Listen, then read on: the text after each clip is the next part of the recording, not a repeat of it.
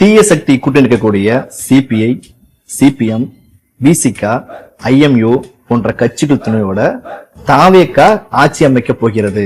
ஏன்னா காசுக்காகவோ பணத்துக்காகவோ பதவிக்காக கிடையாது. இந்த நாட்டுல மதவாத சக்தி உள்ள வந்துடக்கூடாது, தமிழ்நாட்டு உரிமைகளை பறிபோக கூடாது, ஜனாதிபதி ஆட்சி வந்துடக்கூடாது என்ற அடிப்படையில தேர்தலில் தோல்வியுற்ற தீய சக்தி திமுக, வாரிசு அரசியல் திமுக, மன்னராட்சி திமுக தன்னுடைய கூட்டணிக்கூடிய கட்சிகளை விஜய்க்கு ஆதரவு கொடுத்து சட்டசபைக்கு கொண்டு வாங்க அப்படின்னு சொல்லி அனுப்பியிருக்குது. விஜய் ரசிகர்களே, இப்ப கூட கெட்டு போகல, அரசியல் கத்துக்குங்க. திமுக கூட்டணியில வென்ற சிபிஐ, சிபிஎம், விசிகா, ஐஎம்யூ போன்ற கட்சி உங்க விஜய் ஆட்சிக்கு வர போறாரு. ஏன்னா உங்க விஜய நீங்க சினிமா நடிகரை தானே பாத்திருக்கீங்க.